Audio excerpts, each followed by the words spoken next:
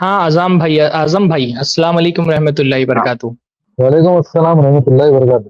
شیخ یہ چھوٹے جو بچوں کو مار دیے اسرائیل والے، اب اس کے بارے میں کیا ہے آپ کا موقف؟ ظالم ہے جو بچوں کو مار رہا ہے، اسکولوں پہ بم گرا رہا ہے، وہ ظالم ہے، اس کا کوئی جسٹیفیکیشن نہیں کیا جا سکتا ہے۔ چھوٹے چھوٹے بچوں کو مارنا، جو آبادیوں پر بم گرانا ظالم ہے۔ یہ ظلم آج اسرائیل کر رہا ہے تو بھی ظالم ہے، اور یہی ظلم جب روس کر رہا تھا ایران کے ساتھ مل کے، بلکہ خود ایران کر رہا تھا سیریا میں، تب بھی یہ ظلم تھا۔ نہ ہم اس ظلم کی حمایت کرتے ہیں، نہ اس ظلم کی حمایت کرتے ہیں۔ ہم کسی بھی ظلم کی حمایت نہیں کرتے۔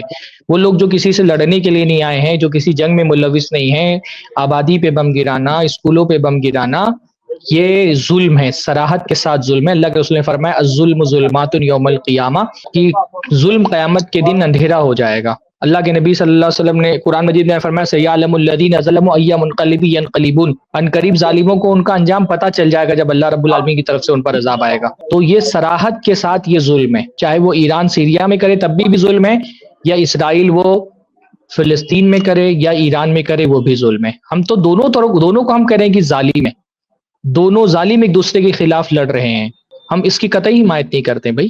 معصوم بچوں کو اسکولوں پہ جو بم گرایا گیا اس کی کوئی حمایت نہیں کرتا، اس کی کوئی گنجائش ہی نہیں ہے۔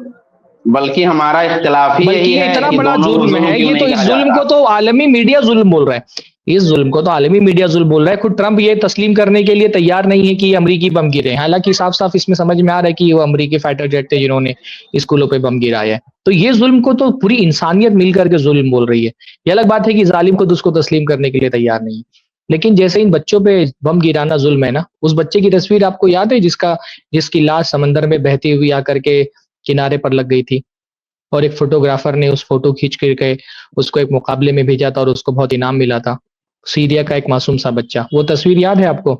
شیخ ہاں میں یہ یوٹیوب کی بولنا چاہ رہا ہوں آپ، ہم تو یہاں سے انڈیا سے کچھ کر نہیں سکتے ظلم کے خلاف، تو ان کو صرف دل میں برا جاننا آپ نہیں کر سکتے؟ کیوں نہیں دل میں برا جان سکتے ہیں آپ؟ کیوں نہیں دعا کریے آپ کہ اللہ تعالیٰ ظالموں کو تباہ برباد کرے، جو بھی ظلم کرنے والا ہے۔ وہ جو فلسطین میں ظلم کر رہے ہیں اللہ ان کو تباہ برباد کرے، اللہ رب جو العالمین سیریا میں ان کو ظلم کر نست و رہے تھے ان نابود کو کر بھی دے۔ اللہ تباہ اور جو برباد کرے۔ سیریا میں ظلم کر رہے تھے، جو پورے عرب کو، جو پورے کا امن، جس وقت تک کہ ایران کی حکومت وجود میں نہیں آئی تھی، عرب میں بہت سکون تھا، چین تھا۔ جب سے یہ ولایت فقیہ کے نام سے یہ حکومت وجود میں آئی ہے، اس نے اپنے چھوٹے چھوٹے گروہ، یمن میں حوثیوں کو چھوڑ کر کے رکھا ہوا ہے، لبنان میں حزب اللہ اس کے لیے کام کرتی ہے، فلسطین میں اس کے الگ الگ گروہ ہیں جو اس کے لیے کام کرتے ہیں، بحرین میں اور ان سب بحرین میں تو یہاں تک کہ ہو گیا تھا صورتحال کی حکومت انہوں نے پلٹ دی تھی اگر سعودی اپنی فوجیں نہیں بھیجتا تو۔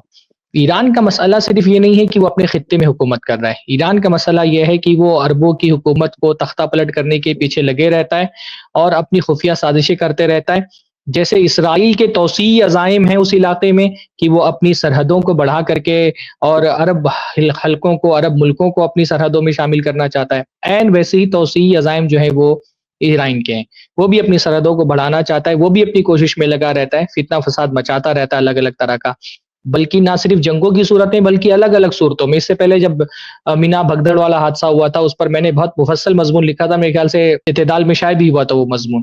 اس طرح کی فتنے بھی وہ کرتا رہا ہے سعودی عرب میں، اس طرح کے فتنے بھی وہ، اس طرح کے بھی فتنوں میں بھی ملوث رہا ہے وہ، اور اس کی ایک پوری لمبی تاریخ ہے کہ کس طرح سے عرب ملکوں کا چین سکون غارت کرنے کی اس کی ہمیشہ کوشش رہی ہے۔ تو وہ ظالم، دونوں ظالم ہیں، ظالم آپس میں لڑ رہے دونوں۔ ہم تو چاہتے ہیں بھائی دونوں ظالم، اسرائیل نیست و نابود ہو جائے، ختم ہو جائے، وہ ہے بھی نہیں، اس کی وجود کی وہاں پر کوئی حیثیت ہی نہیں ہے، اور ایران کم سے کم اتنا کمزور پڑ جائے، اس کی قیادت ختم ہو جائے اور کوئی ایسی قیادت آئے جو اپنے ملک پہ حکومت کرے اور دوسرے ممالک تک اپنی سرحدوں کو بڑھانے کی کوشش نہ کرے۔ یہ ہماری چاہت ہے، اللہ تعالیٰ اس کو پورا کر دے۔